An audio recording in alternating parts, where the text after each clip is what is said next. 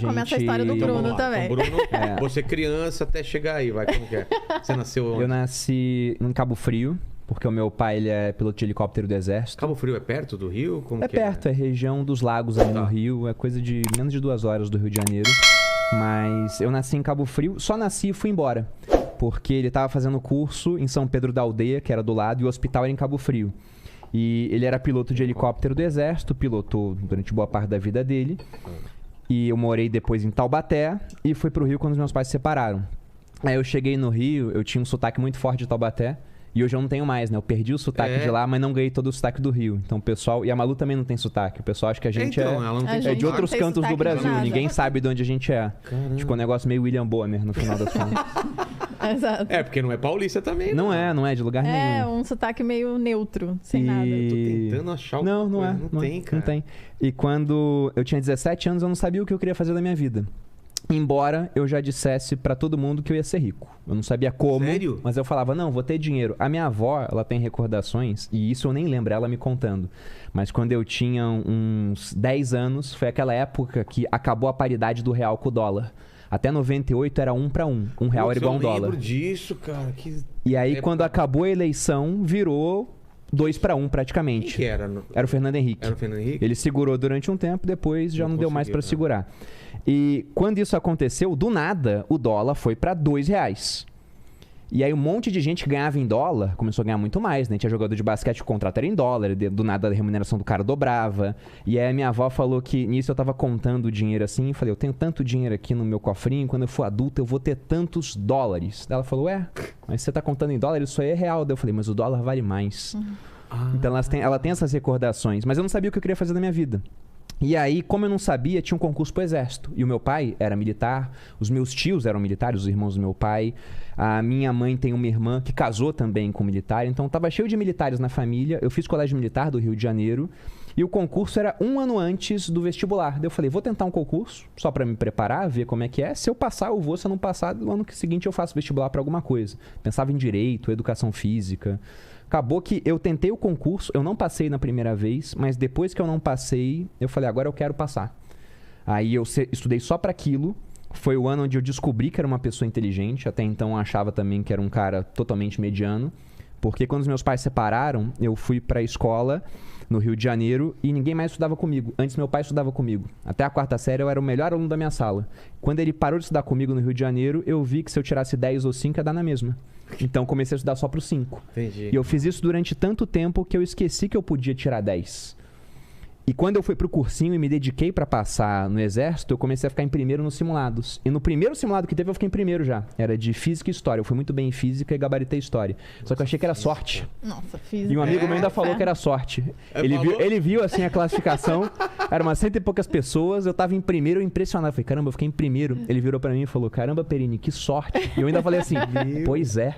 Concordando com ele. Porque eu falei, deve ter sido sorte. Mas eu fiquei em primeiro em vários. Aí passei no Exército. Só que o Exército eu sempre encarei como algo temporário na minha vida. Eu gostei do que eu vi lá, só que a fase que eu gostei eu sabia que ia durar pouco, que era uma fase mais operacional, de atirar, pular de paraquedas. E quando você vai ficando mais velho no Exército, você começa a ir para uma fase mais administrativa, mais burocrática, de planejar para que o pessoal mais novo faça esse tipo de coisa. Então eu coloquei uma meta de que, olha, até 30 anos eu tenho que estar fora do Exército e eu quero ter R$1 milhão. Essa era a minha meta. Até quantos anos? Até 30, eu tinha 20 na época. Nossa. Aí depois essa meta mudou porque eu descobri um conceito de inflação, que eu não entendi até então. E eu vi que não podia ser um valor definido. Aí eu queria ter um patrimônio que investido pudesse me dar uma renda que fosse suficiente para viver. Uma renda igual do meu salário do Exército, por exemplo. Sim, que seria o que hoje em dia? Depende do ano. Hoje em dia eu nem sei, né? Teria que perguntar para alguém que tá lá. Comparativamente seria o quê? Olha, em 2010, quando 2010 eu tava me formando, era 4.500 que eu ganhava. Quando eu tava para ir embora do Exército, era uns 9 mil que eu recebia. Então eu queria ter uma renda parecida com aquela. E aí eu comecei a investir para isso. E fui investindo mês após mês. E aí eu encontrei a Malu. E eu falava pra todo mundo que eu queria ter 1 milhão até os 30, né? Simplificava o que eu queria fazer e todo mundo ria da minha cara, né? A Malu não riu da minha cara. Ela falou, nossa, que legal, né? É mesmo? Tipo, e ela assumiu a meta junto. Não, é brincadeira, mas de fato, eu não tinha muita dimensão. Deve dar certo isso daí, vambora. E Eram 10 anos pra fazer isso, né? Parece meio muito que- tempo, mas sei lá, né? Não, passa, né? 10 anos passam, de toda forma. 10 anos passam. Só que eram 10 anos de um Brasil com juros parecidos com os juros atuais. Era uma taxa de juros assim, de 12%, de 14%. Então, fazendo as contas de juros compostos, se eu poupasse o suficiente, alocasse bem esse dinheiro, tanto em renda fixa quanto em renda variável, ia dar certo. E no meio do caminho surgiu um negócio chamado Bitcoin. E lá atrás, quando surgiu, o Bitcoin surgiu em 2009. A gente esbarrou com o 2009? Bitcoin... Foi 2009. A gente esbarrou com o Bitcoin em 2014. Não valia nem R$500 naquela época. Hoje- em dia tá valendo. Hoje, depois de cair 50%, vale 160 mil. Por que você acreditou nisso de cara, assim? Eu não acreditei de cara. Não? Eu olhei e achei interessante. Eu falei, nossa, isso aqui é interessante. Mas só vai ser interessante se muita gente acreditar. Porque o valor de uma moeda está na confiança que as pessoas têm naquela moeda. Por que o dólar ele vale muito mais do que várias outras moedas? Porque todo mundo confia no dólar, todo mundo entende que ele tem valor. Vamos pensar até no Afeganistão, que há pouquíssimo tempo, infelizmente, voltou a ser dominado pelo Talibã. O Talibã, quando dominou o Afeganistão, ele começou a quebrar um monte de símbolos cristãos, ele começou a tirar tudo que é símbolo do Ocidente, ele começou a mandar as mulheres se vestirem de burca novamente. Então, eles acabaram com tudo que eles não acreditam e implementaram o que eles acreditam. Eles invadiram o sistema bancário e acharam dólares lá dentro. Eles queimaram os dólares porque é um símbolo ocidental? Não. Porque eles entendem que aquilo tem valor. Eles acreditam no dólar, igual a gente acredita. Não, mas a real é que o Bruno não precisou acreditar tanto no Bitcoin, porque naquela época existiam alguns sistemas que você conseguia ter o Bitcoin sem comprar. Como assim? Você tinha sites que davam de graça.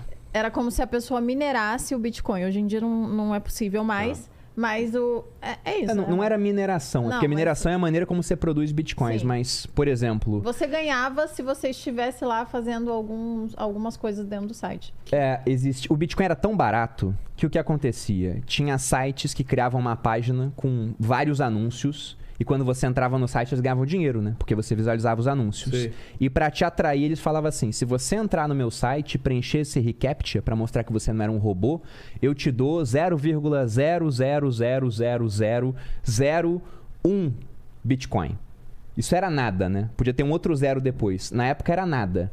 Só que como o Bitcoin saiu de R$500 para bater uma máxima de 370 mil quase, aquilo que era nada começou a ser bastante dinheiro. E enquanto era nada, eu juntei muito Bitcoin. Porque eu tinha um blog e eu escrevi um artigo mostrando 9 sites para as pessoas juntarem Bitcoins de graça. E as pessoas começaram a entrar naqueles sites conforme o Bitcoin foi subindo de preço. Acabou que o meu site no final era só esse artigo. Eu tinha 100 artigos escritos e todo mundo só lia esse. E aí, por conta disso, toda vez que alguém entrava no site, o site ainda me pagava uma comissão de referência. Se alguém clicava lá, o site falava, ó, pra essa pessoa tem 0,00000 alguma coisa, e pra você tem 0,0000000 mais um zero alguma coisa. Era quase nada. E assim você juntou quantos Bitcoins? Eu juntei 9 Bitcoins assim. O quê? 9 Tô Bitcoins. nessa brincadeira aí. E aí que entra a minha história. Por quê? Porque esse